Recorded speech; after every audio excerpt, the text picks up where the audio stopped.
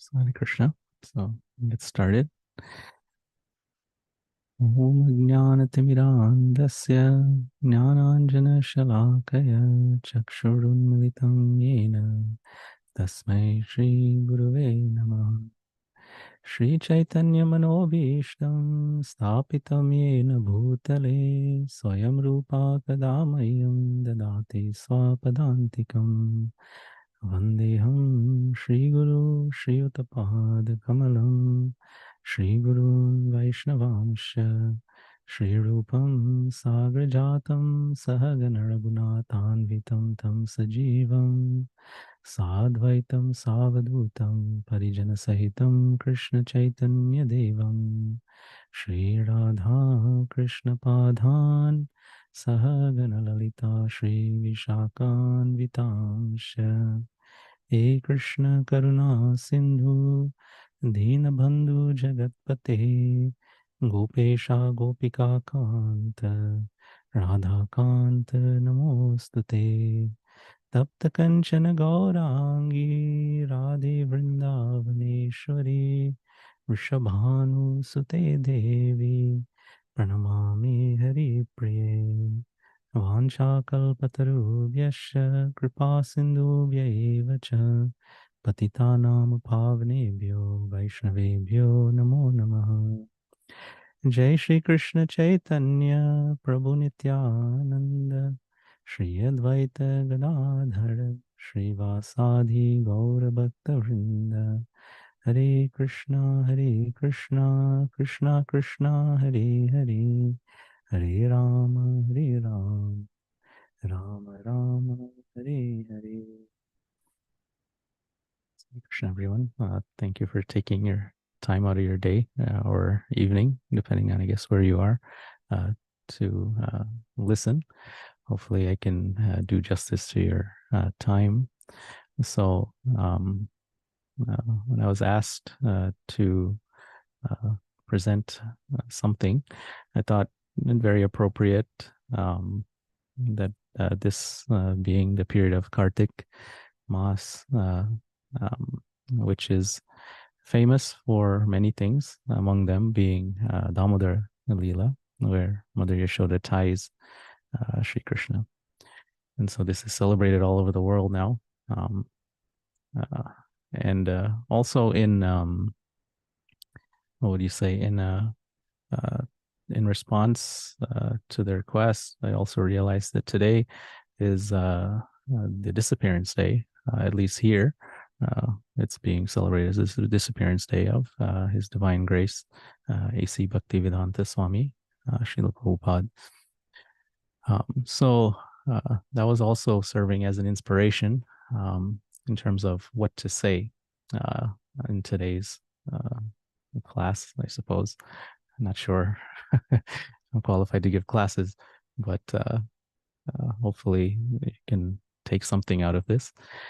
So reflecting on that today is Srila Prabhupada's disappearance day,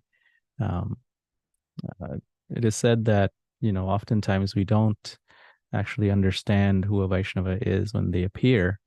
It is only until they disappear that we actually understand that their life has played out and all their activities have taken place. Then we actually understand what is it that they were all about. And keeping that in mind, I reflected for quite a bit of some time, and also hearing Srila Prabhupada's own words of, why did he take on the mission, and what did he want actually from his disciples and those who were, taking shelter in his mission in general. And I guess I got a first hand account or first hand memory recall from Gurudev himself. I was listening to a lecture in which he was discussing, it sounded like it was around a campfire, maybe many years ago, that there was a time when Srila Prabhupada had traveled to Latin America. And in that time, he was very overwhelmed to see how much Krishna consciousness was being taken up in Latin American countries. And that overwhelmed him with so much joy because he was seeing Gaur-Nitai deities everywhere in Latin America.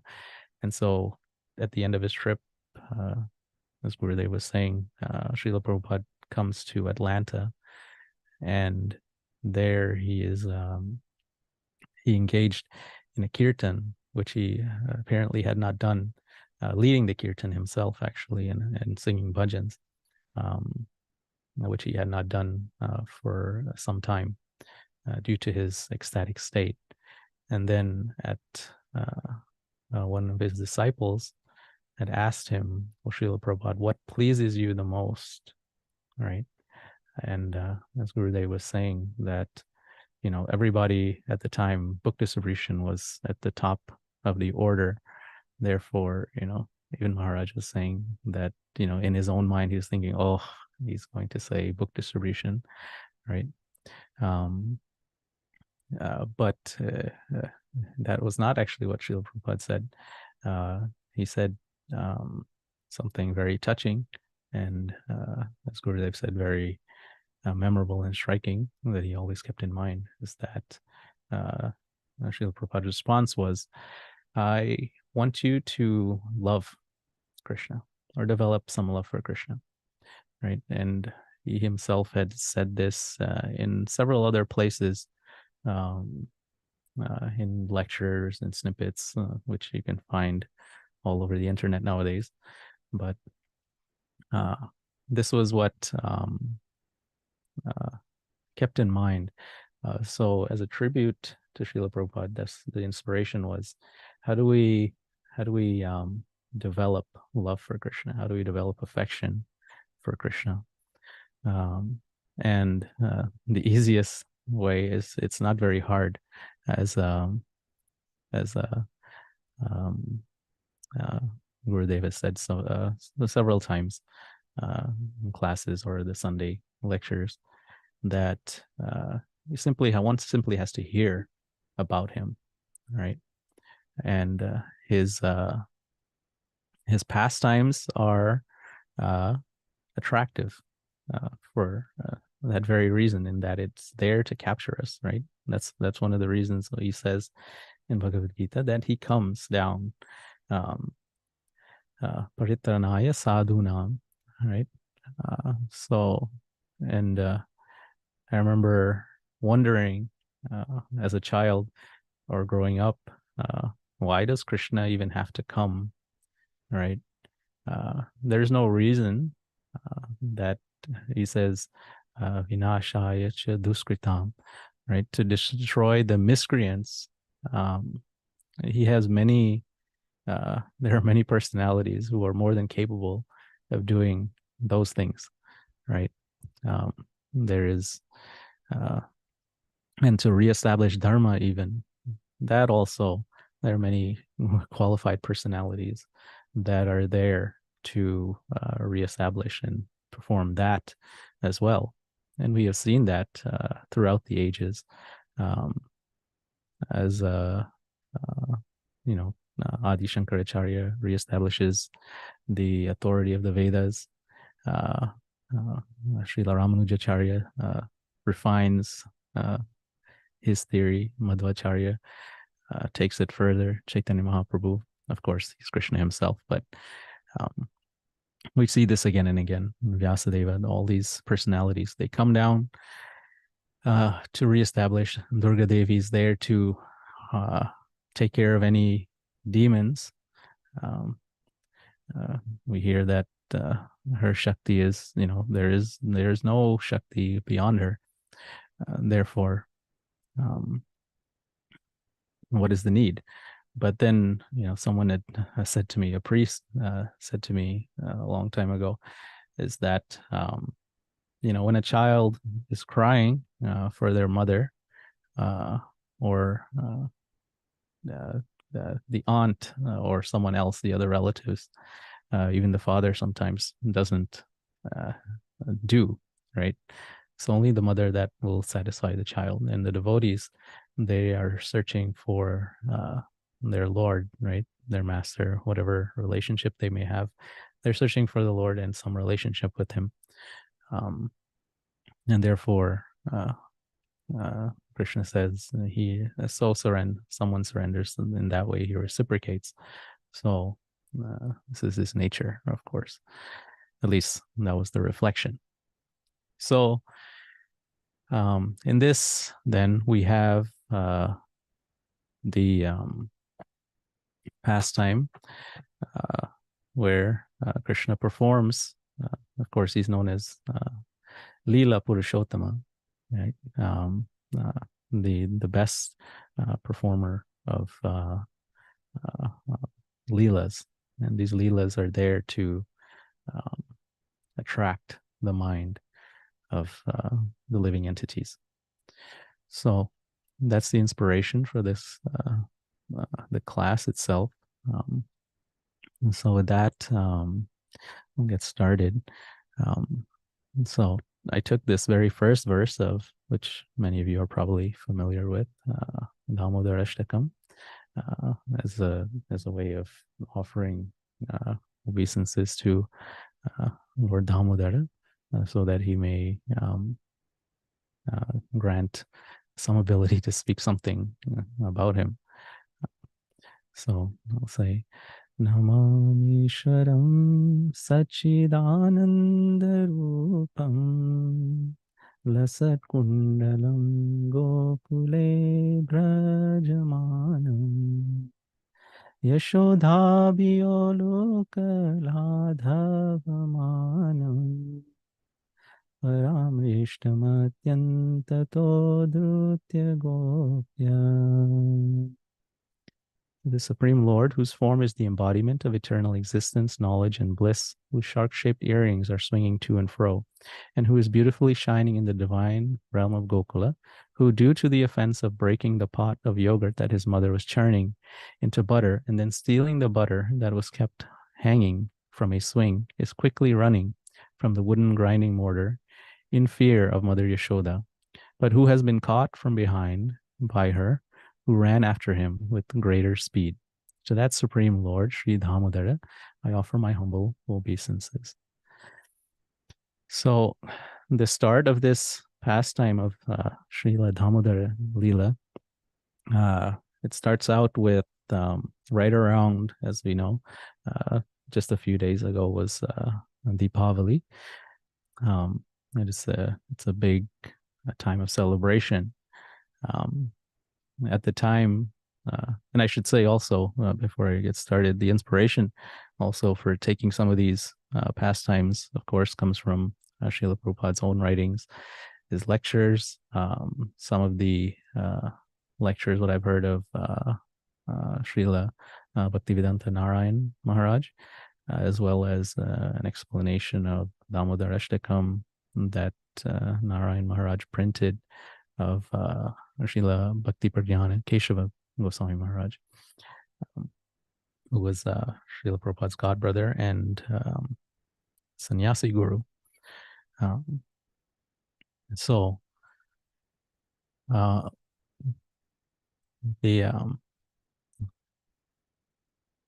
sorry, I lost my place.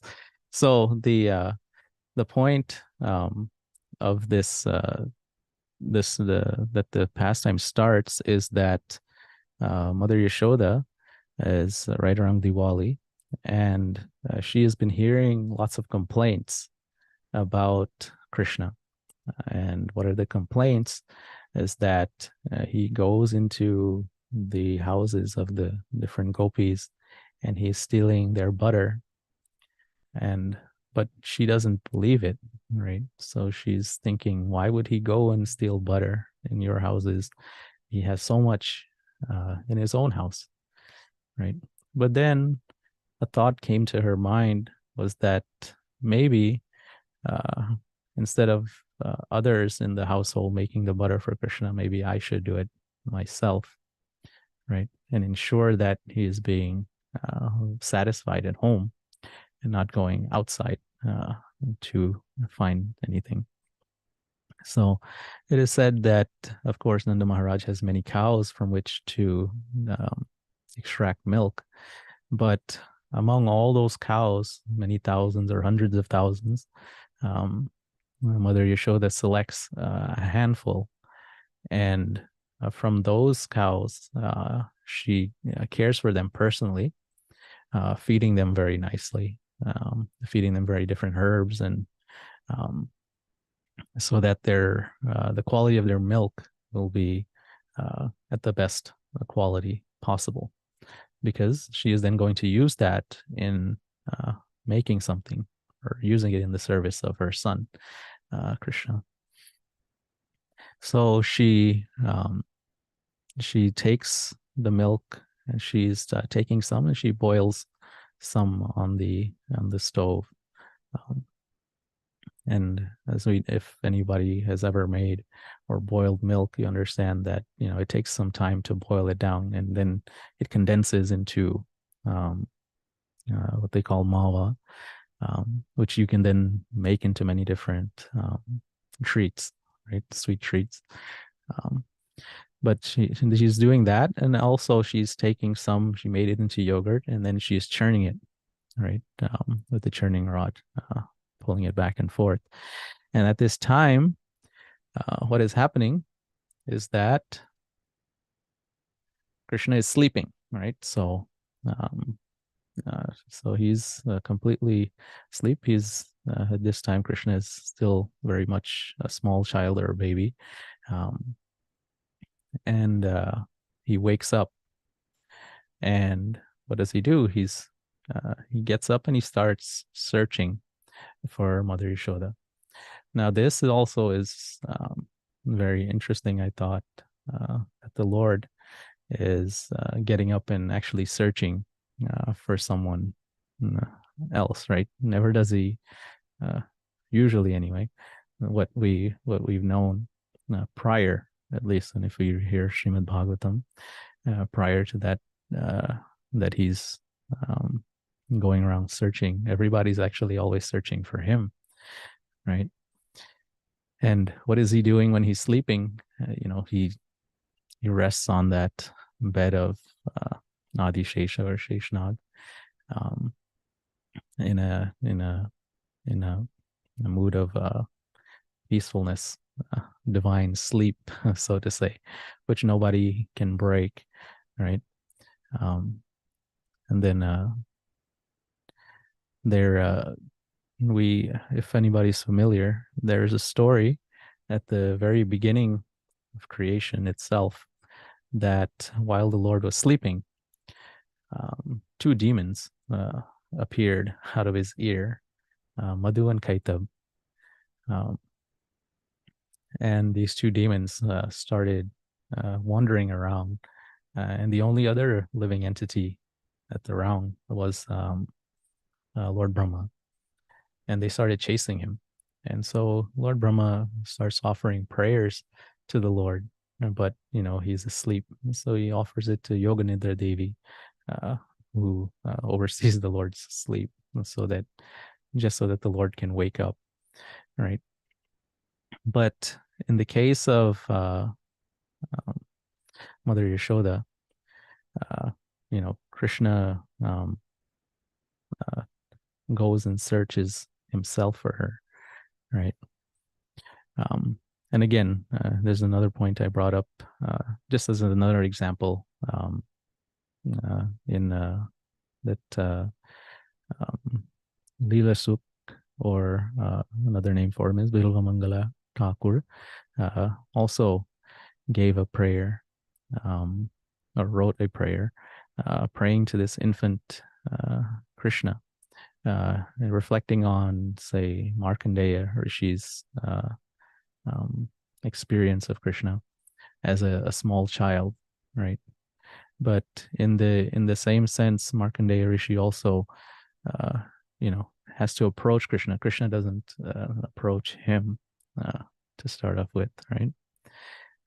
But he says, Kararavinde Padaravindam Karavinde Viniveshayantam Vatasya patrasya puteshayanam bhalam mukundam manasa smarami.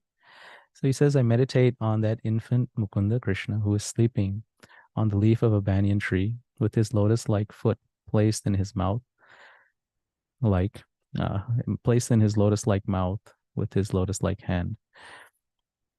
And in if anyone has read, I believe it's in the 11th or 12th canto of Srimad Bhagavatam, where we actually see the experience of Markandeya Rishi, who uh,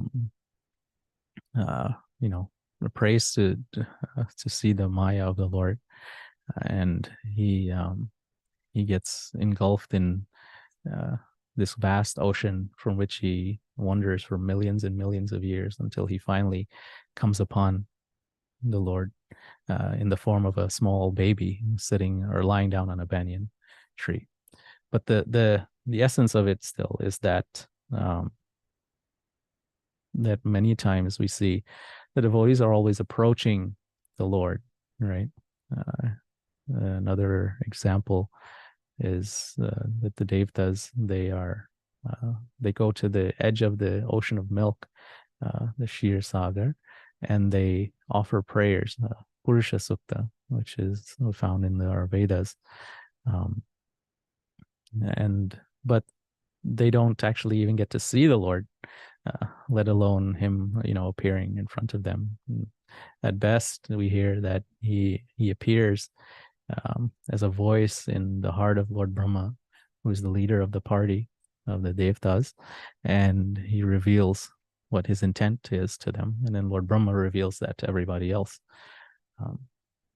So this idea that Krishna gets up and starts searching for his mother is also quite wonderful, right?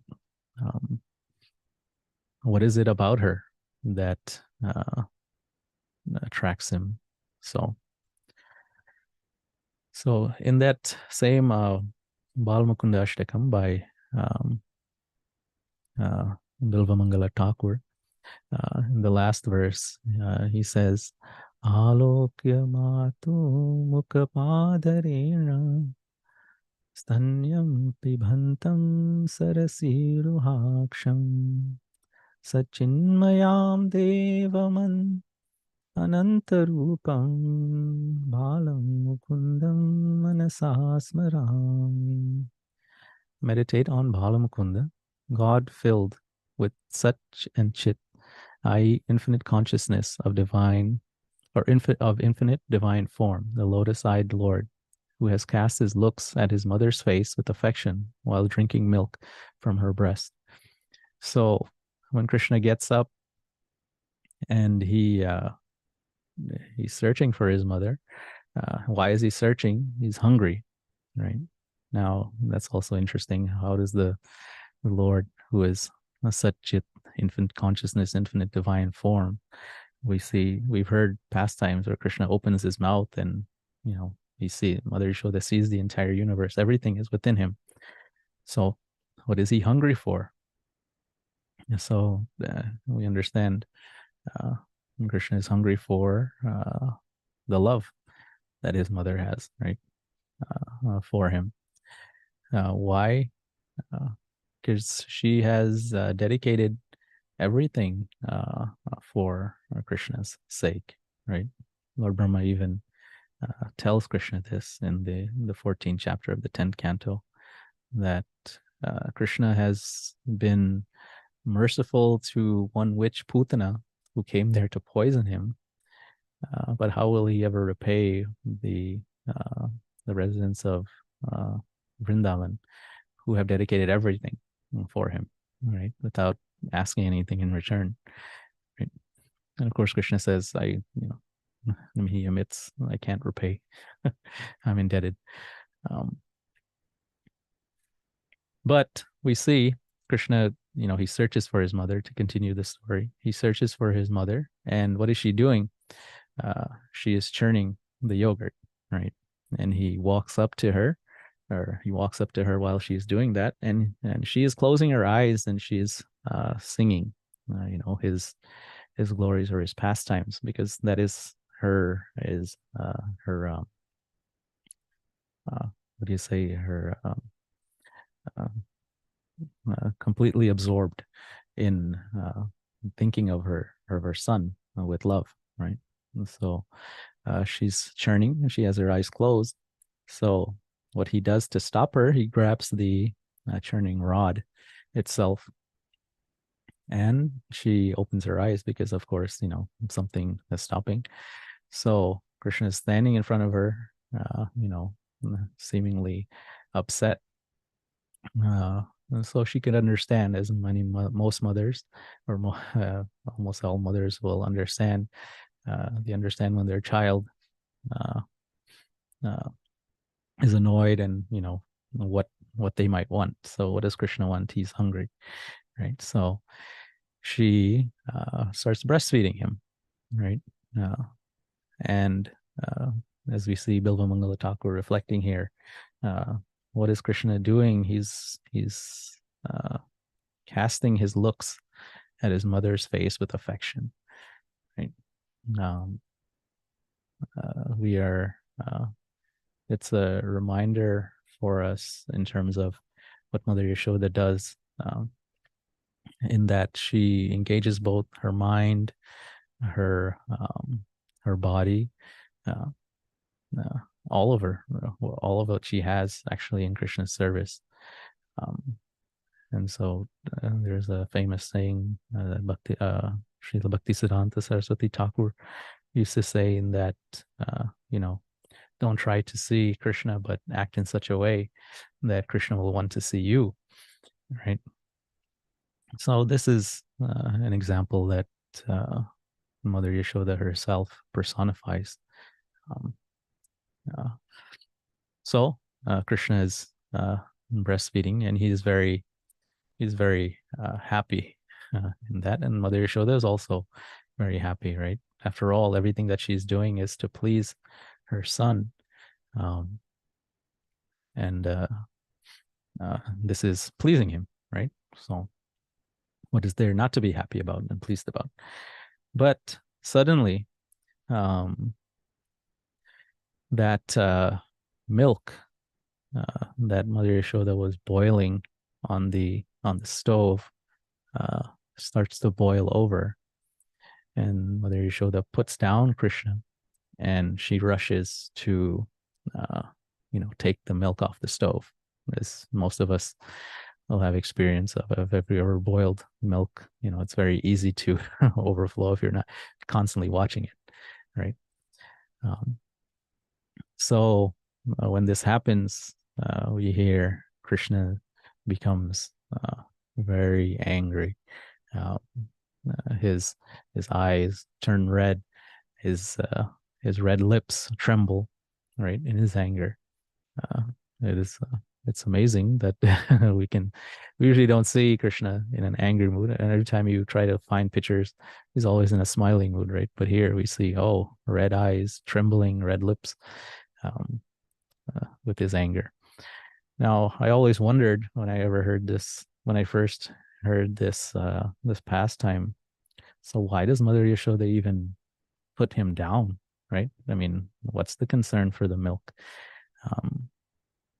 that she puts him over? So this was something that I heard from the explanation of Bhakti Pranjana Keshava Goswami Maharaj, which I thought was very wonderful, in that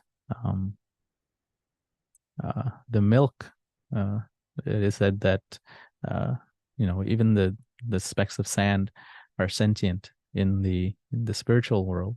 So what of the milk? The milk also, being a devotee of the Lord, sees what is happening, and he understands that Krishna has an infinite capacity to drink milk, and likewise Mother Yashoda,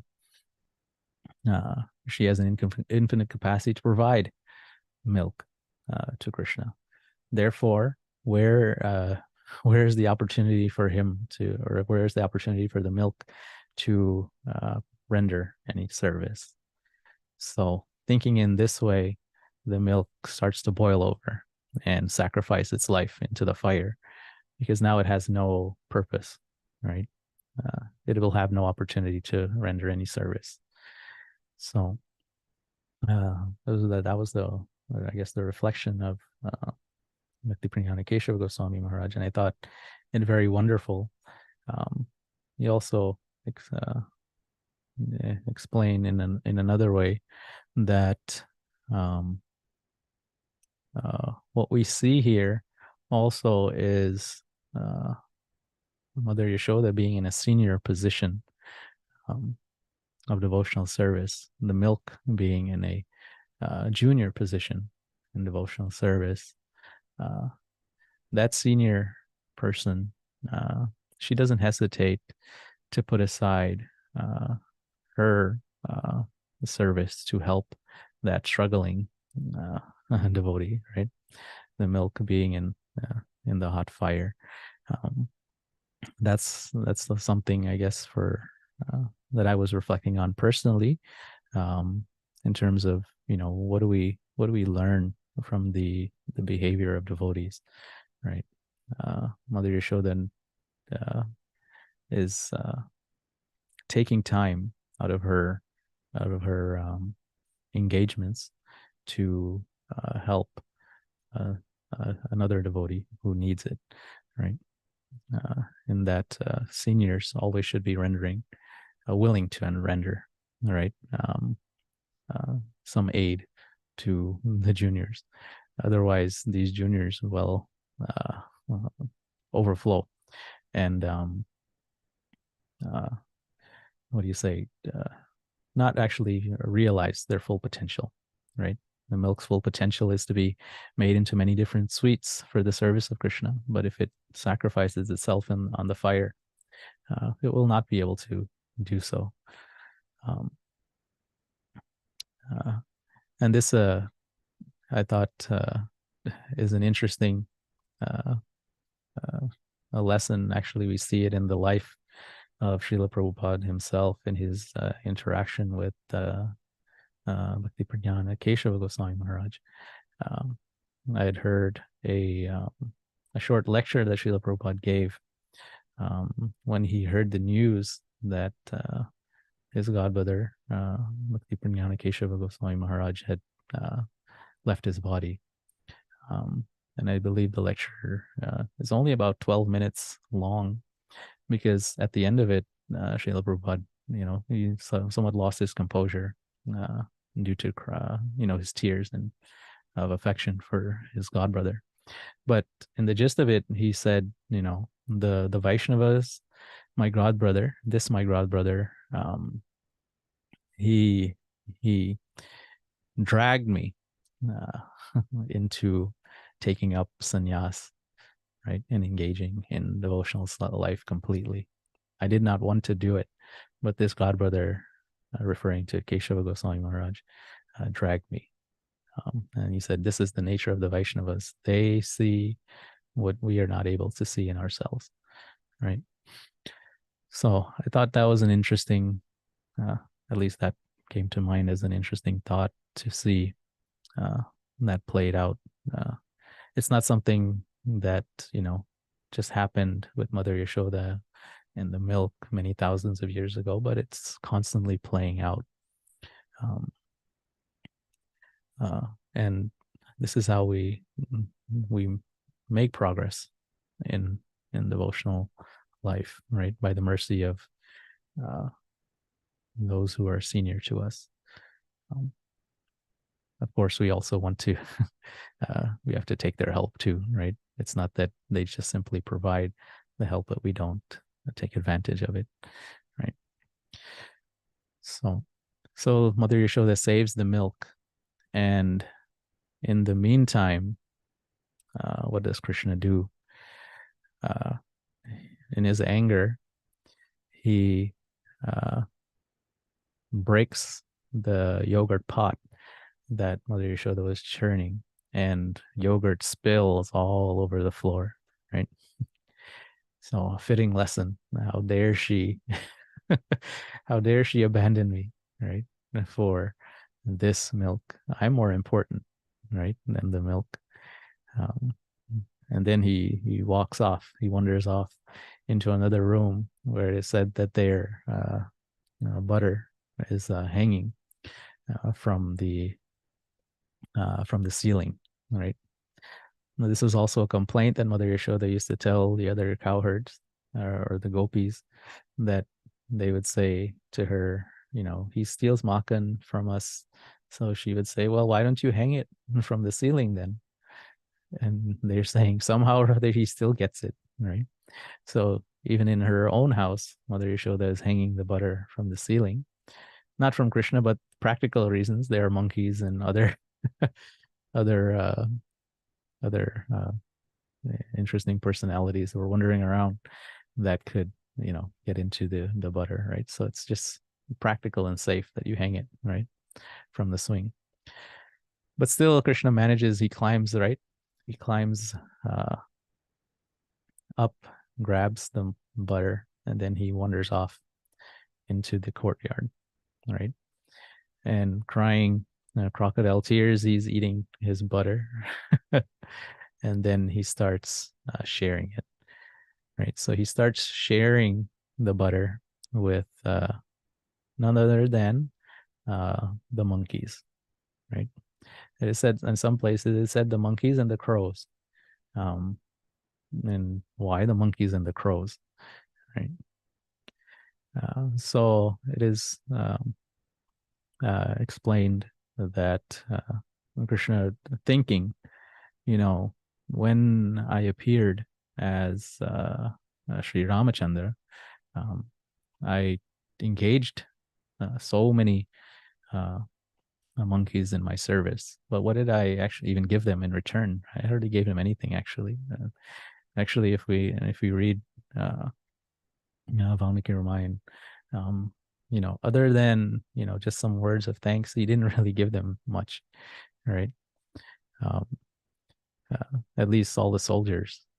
It is said that they had so many soldiers had died, and at the end of the war, Lord Indra had appeared before Sri Ram, and he asked Sri Ram to ask for a boon, and the boon that Sri Ram asked for was that all the soldiers who had perished on the battlefield be brought back to life. And so Lord Indra said, this is a very difficult boon to grant, but uh, he tried and he granted it anyhow. So all the soldiers were revived. Then Sri Ram gets on the Pushpaka Viman in Lanka and he leaves for Ayodhya. All those soldiers, uh, left behind, right? So what? So Krishna thinking in this way, um, what what can I give these these uh, these personalities who sacrificed everything? They sacrificed their lives literally, right, for my service, and then I left them. So he calls them, and the crows. Uh, it is famous that Sri Ram also has a devotee who has the form of a crow, this Kagbushundi, who's always just reciting Ram Katha. Um, so remembering this devotee also, and these crows being related to him, he calls them also and feeds them. Right? So this is what he's doing. All the while, though, he is uh, looking around, right? Wary eyes, looking back and forth because he knows he's in trouble, right?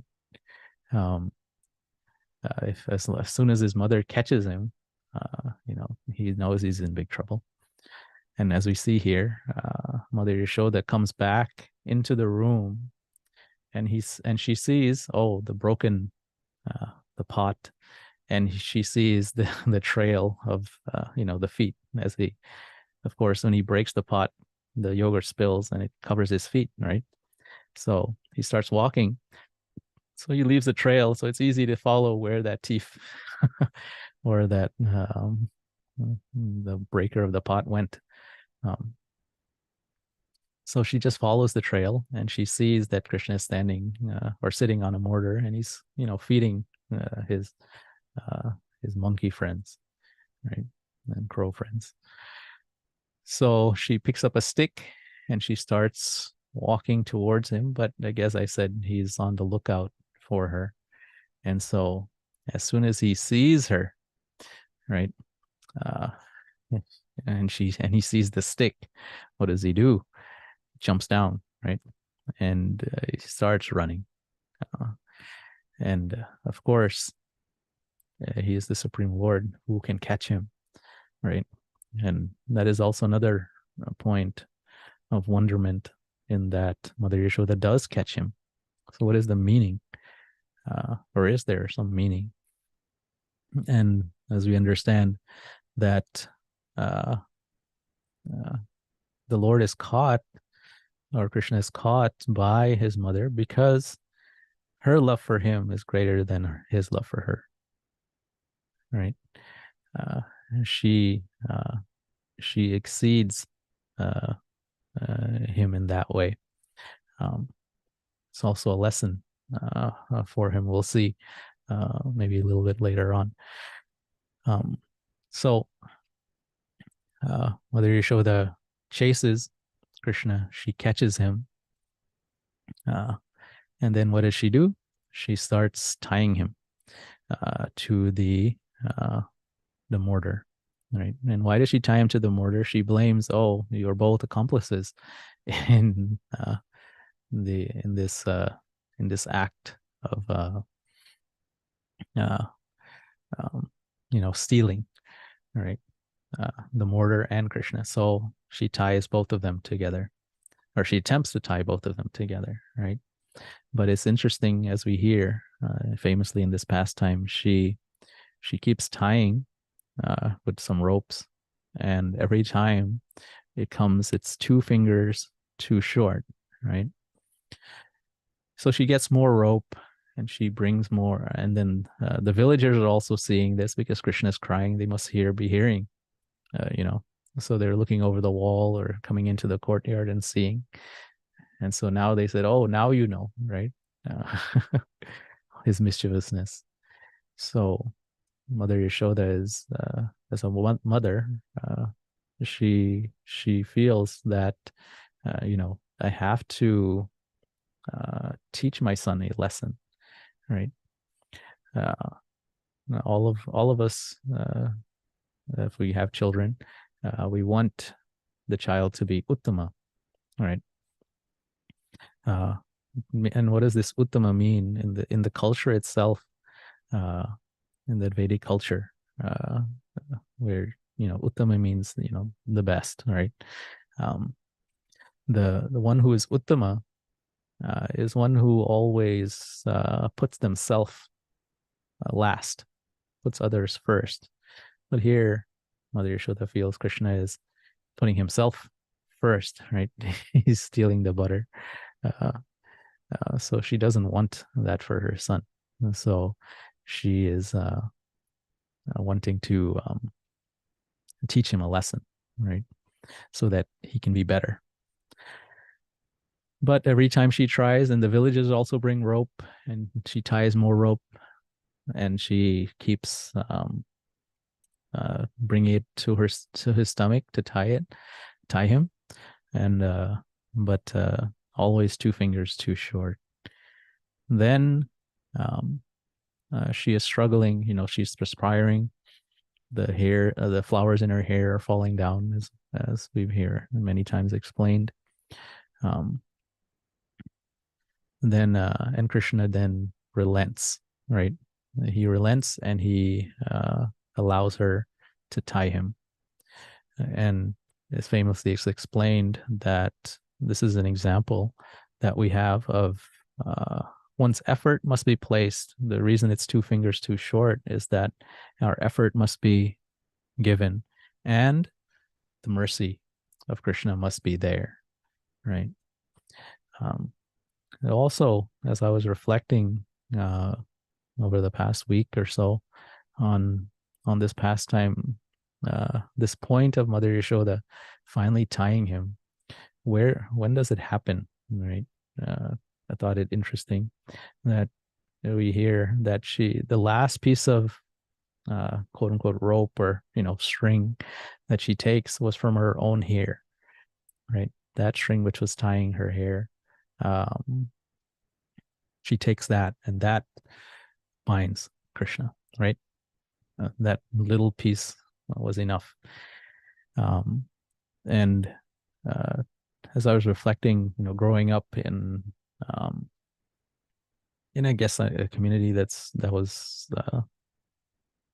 fairly, you'd say, Vedic uh, in nature. Uh, the it was not very common or very uncommon that you ever saw a respectable woman in society with her hair untied, right? This is just the culture. I'm not saying it's not anything I believe in a shastra or anything, but it was just the culture, right? Of how there's an etiquette that the culture has to keep one's hair tied.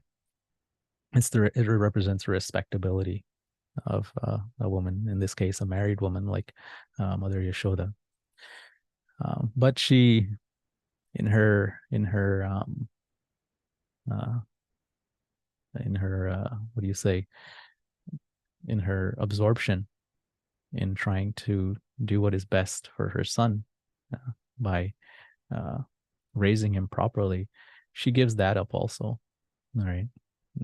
That so-called respect, that etiquette of society, and she takes that right away, immediately. It uh, it binds Krishna, right? Up to this point, we understand Krishna is he has his opulence, right? The Lord also has an ego, right? uh, I cannot be bound, right? I don't want to be bound. Um, but seeing that his mother gives up everything, right, for him, he can't help but being bound, right? So he's bound by her mother's love for this reason. Then she leaves him there, and she goes back and does her chores, right? Because again, all of her chores are again meant for Krishna's service, right? So she's going and doing those chores.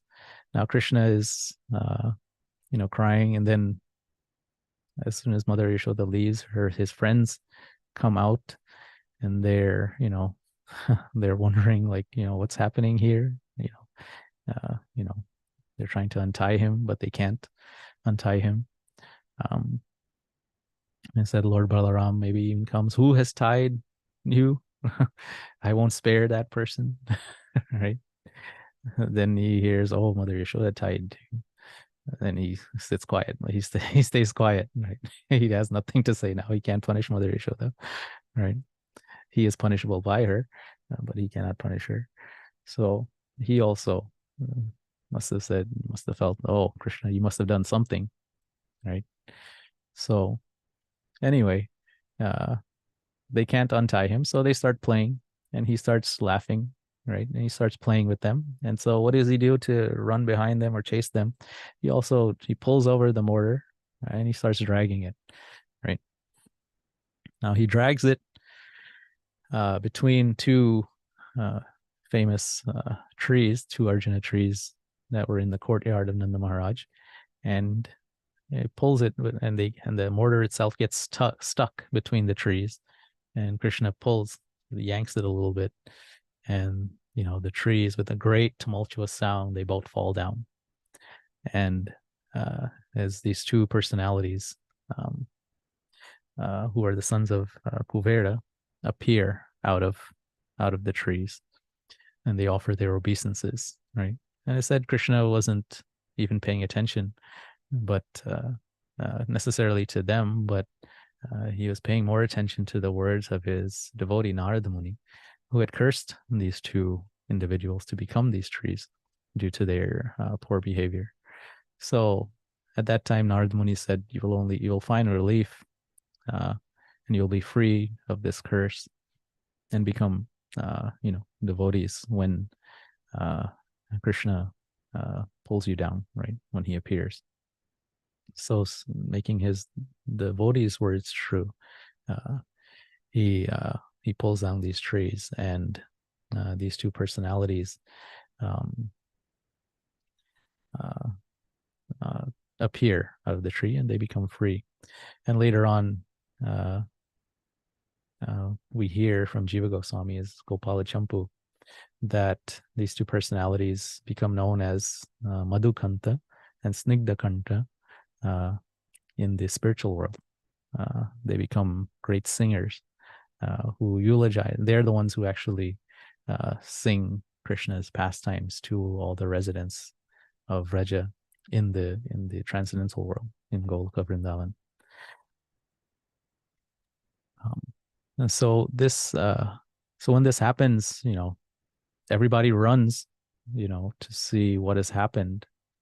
Nanda Maharaj is running there, and he sees Krishna is, in the middle. He's right between these two trees. So, they're questioning all the cowherd or the young gopas, like, what happened here? And they tell him, the gopas say what happened, but nobody believes. They say, yeah, Krishna was playing with us, and then the mortar went between the two trees, and he tugged it, and then the two trees fell down, and two very brilliant, effulgent personalities came out of the tree. They offered prayers to Krishna, and then they went away, and the adults took it. No, this is just the child's imagination happening. But it did actually happen. And so Nanda Maharaj rushes over to Krishna. He is able to untie him because his love is like that of Yashoda Mai. So he's able to untie Krishna for that reason, which even Lord Balaram wasn't able to do. Then he's also angry, right? He's angry because he understands who tied Krishna, right? Only Mother Yashoda would tie Krishna, right? So he's angry. So he takes Krishna and Balaram to the cow shed. He doesn't have dinner. He makes some or he gives them some sugar candy and some milk, right? And they are resting in the cow shed.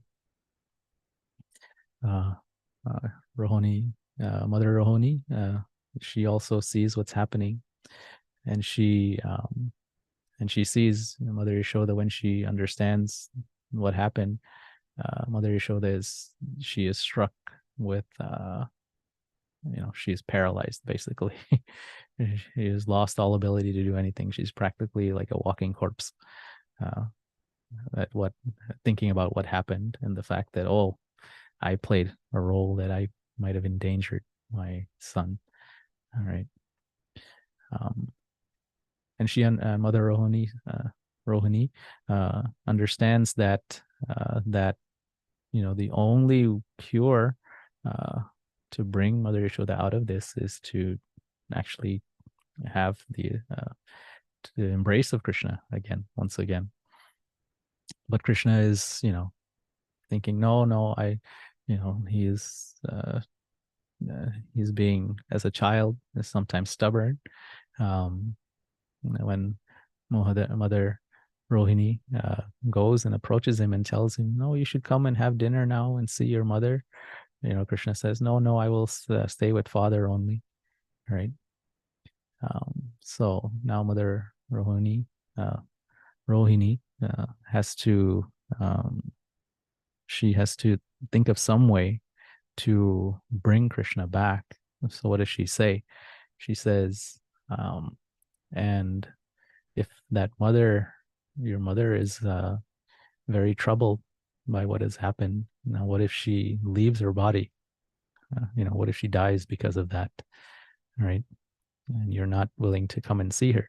So immediately Krishna jumps off Nanda Baba's lap, and he runs to his mother. Right? And he embraces her again, and then she is revived. Right? She sheds tears profusely, and it said that she then feeds Krishna bathes him, feeds him, and then she goes to bed, right, with him. Uh, and so this ends the Damodara-Lila pastime with, I guess, some reflections. But hopefully, it is worthwhile that you hear. And again, please forgive me if I've said anything um, displeasing. That was not my intent. Uh, and then also, I'm sure there are mistakes in whatever I presented, but also please forgive that. The intent, of course, as I said at the beginning, is that uh, uh, simply by hearing about Krishna attentively, we can actually uh, it's we begin the process of devotional service. Chaitanya Mahaprabhu, in his conversation with Ramananda Rai, uh, everything Ramananda Rai says, Krishna says, is, oh, that's external. That is external. Um, until Ramananda Rai talks about coming to the point of actually developing love and affection for Krishna. When we have that, it becomes what do you say? It becomes uh, despite all of the trials and tribulations, which there are many of, as I tried to uh, discuss a little in the case of that the milk on the fire, right? The milk on the fire uh, is a devotee, right? An aspiring devotee, so to say. Um, your aspiring devotional service. There are many uh, hurdles and trials and tribulations that you will have both in regular life and spiritual life. All these things uh, will come, right? And that we just have to look, right? We just have to take a close look at history. Not even a close look, even an overview of history will easily make that available to us. But if we actually have affection for Krishna, if we have that Shraddha, right? Um, I remember hearing a talk by Srila Sridhar, uh, Bhakti Raksha Sridhar Dev Goswami Maharaj. And he was saying that, when we come to that point of Shraddha, uh, it becomes an innate thing within us that despite all the different trials and tribulations, we will still want to move forward, constantly moving forward, not being caught up in all of the trials and tribulations. So, and as I said at the beginning, this is what I believe Srila Prabhupada came here to establish for us, right? Out of all the different things he gave many things, but this was at the core, right? And out of all the Vaishnavas, when we think about it, actually, this is also the thing that's at the core of what they're trying to give. And unfortunately, we see many disagreements even among the Vaishnavas. And I find that to be sad. But the we shouldn't forget the core message is actually develop this affection. This is Chaitanya Mahaprabhu's thing, right? When Ramananda Rai came to that point, then he says, now you've come to something. Go further, right? And Ramananda Rai goes on to describe more and more of the sentiments of the residents of Braja all the way up to Srimati Radharani, right? So with that, I'll stop there and see if anybody has any thoughts, comments, or questions.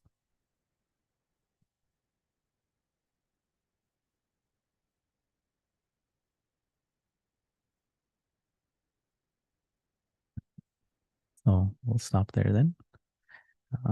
Vanchakalpatarubhyascha kripa sindhubhya eva cha patitanam pavanebhyo vaishnavebhyo namo namah.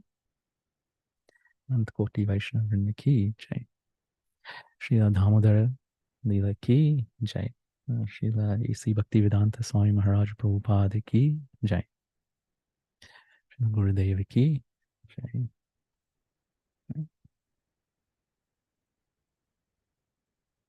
Hare Krishna.